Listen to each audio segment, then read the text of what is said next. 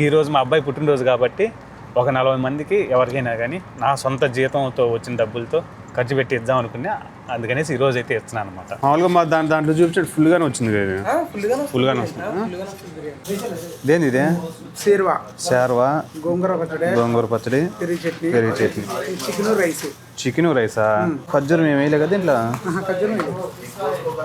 Chicken ఏదా? Chicken లోపల ఉన్నదా? అవునా?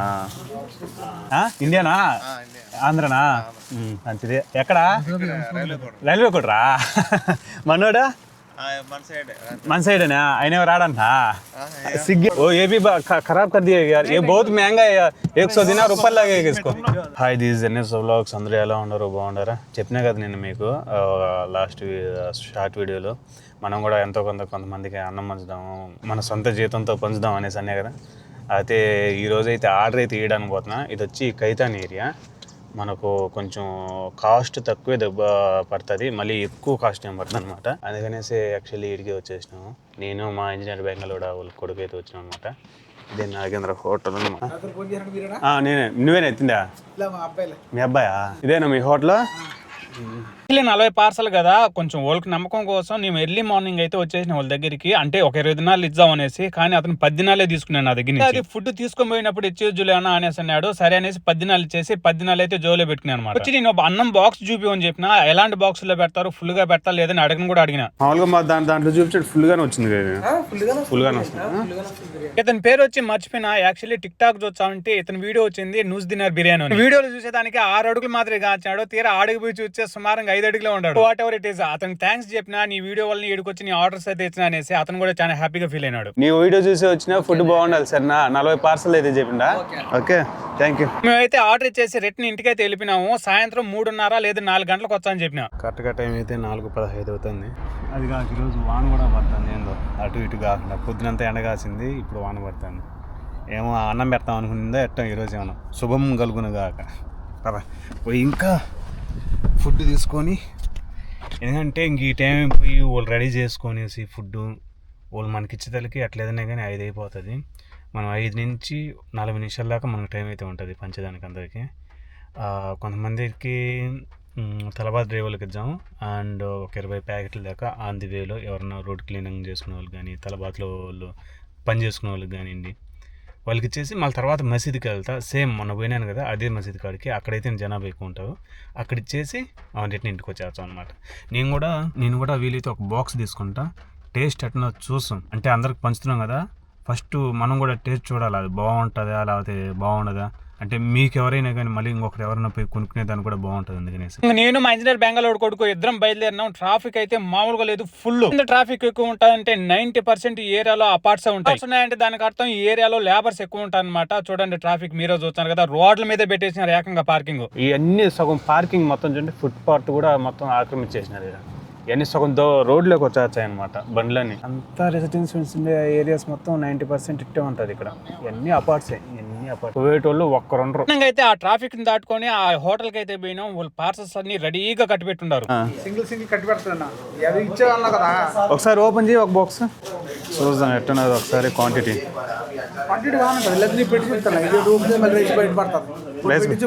ఎందుకులే తీసి ఏమన్నా ఇంకొక బాక్స్ లో అన్నం పెట్టి చూపించా చూడు క్వాంటిటీ ఎట్టొచ్చదు అనేసి అన్నాడు. లేదు నా కట్టిన పార్సల్లో ఫుడ్ ఎట్టున్నదో క్వాంటిటీ నాకు చూపి అన్నా. నా ఎదురుగానే ఓపెన్ చేసి చూపించినాడు. దేని ఇదే? షేర్వా, గోంగూర పచ్చడి, పెరుగు చట్నీ, చికెన్ రైసా? ఖర్జూరం ఏమి వేయలే కదా దీంట్లో. చికెన్ ఏదా? చికెన్ లోపల ఉన్నదా? అవునా? స్మెల్ కూడా బాగానే ఉన్నది.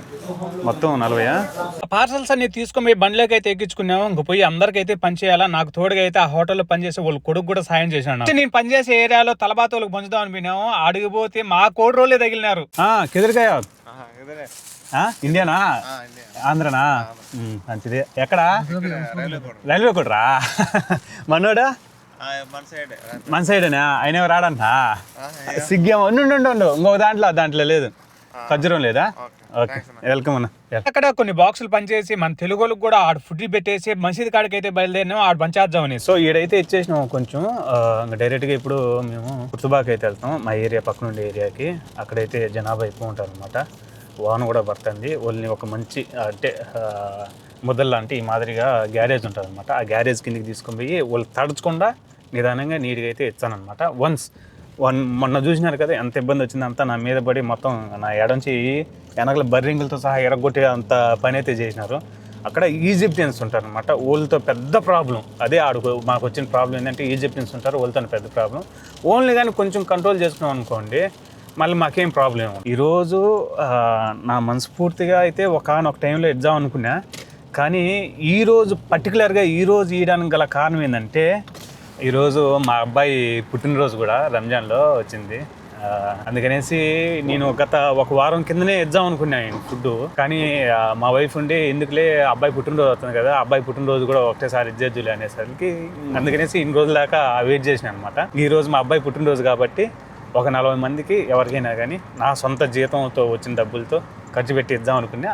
అందుకనేసి ఈరోజు అయితే ఇస్తున్నాను అనమాట. సో మసీద్ గారికి అయితే వచ్చేసినాము. ఇంకొంటారు చూడండి, ఇప్పుడు రచ్చ రంబోలు ఇక్కడ మీద వచ్చి పడతారు. బంద్ కర్దియా లాక్ కర్దియానా. నాకు తగిలిన దెబ్బకి ముందుగానే 4 పక్కల డోర్లన్నీ క్లోజ్ చేసి పెట్టేసినాము. అన్ని విండోస్ అన్ని క్లోజ్ చేసి నా విండో మాత్రమే తెరిచి బయట వాళ్ళకి మాత్రం ఇచ్చేదానికి ప్లాన్ చేసుకున్నాం అనమాట. చూడండి, నేను ఫుడ్ ఇచ్చేదానికి కూడా ఓపిక పడడం విండో ఓపెన్ చేసిన లేదో డైరెక్ట్ గా లోపల పెట్టేసినట్టు చూసి ఇంక అందరూ లోపలికి చేపెట్టడం మొదలు పెట్టేసినారు. మావా उसको देने दो, बहुत पार्सल. Welcome brother. आदर आ जाओ. Welcome brother, welcome. नहीं बहुत आदमी नहीं और एक नहीं. नहीं sorry bus thank you. Bengali అతనికి అయితే ఒకటైతే సరిపోదంట, ఇంకొకటి అన్నాడు. లేదు బ్రో ఇంకా ముందు పక్క ఉన్నారు వాళ్ళకి ఇచ్చానైతే అని చెప్పిన. ఆ పెద్దనైతే కొంచెం బాధపడితే అయితే వెనక్కి వెళ్ళిపోయినాడు. హబీబ్ షోనిక్ لا بس واحد في وايد لا بس هذا حقك انت. يلا ها تعال حميد تعال ها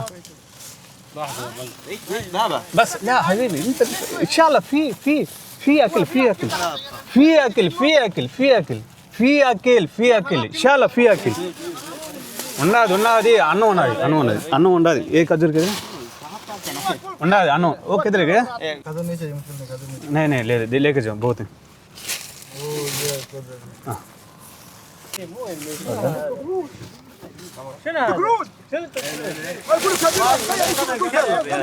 आते नफर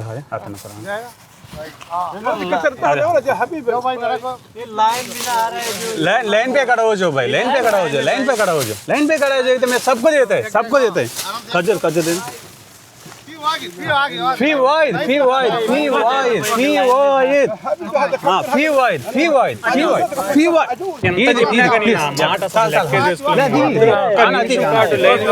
అందరికి ఇస్తానని చెప్పినాము. नहीं बस एक ही पीस सबर करो. يلا لا انت اذا ايزي ما يقدر يعطينا شلون لا كسر هذه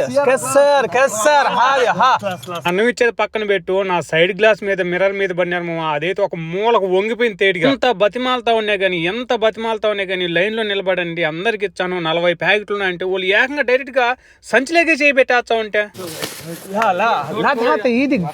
బర్రా హబీబ్ బర్రా. अरे यार अब निकल आगे निकलो पीछे. छोड़ो उसको जाने दो. वो ये भी खराब कर दिया यार. ये बहुत महंगा है यार. 100 दिनार ऊपर लगेगा इसको. 100 दिनार ऊपर लगेगा उसको. ना मेरे भाई बस इतना आधा पट दो ले लिया उसको दे दियो. उसको नहीं देने वाला. एक आदमी 2 लेके जाएगा तो किसको दिएगा मैं. बस खत्म हो गया. बस हो गया बस नहीं वो उसको नहीं रुको रखा हटा नहीं रुको उसको बुढ़ा को दे बस लेने दो. नहीं प्रॉब्लम नहीं उसको लेने दे दो यार. नहीं खत्म हो गया बस खत्म है. चलो बस चल सलाम अलैकुम. बस बंद कर बस खलास याला सलाम. और बाबू है ना वो చెమట్లు ఎక్కిపోయినారా నాయనో. చెమట్లు పట్టిపోయినాయేమో. ఎవరన్నా చూస్తున్నారు కదా, ఎవరన్నా నేను ఇంత భంగపడి చెప్తా ఉంటే ఎవరన్నా నా మాటినారా?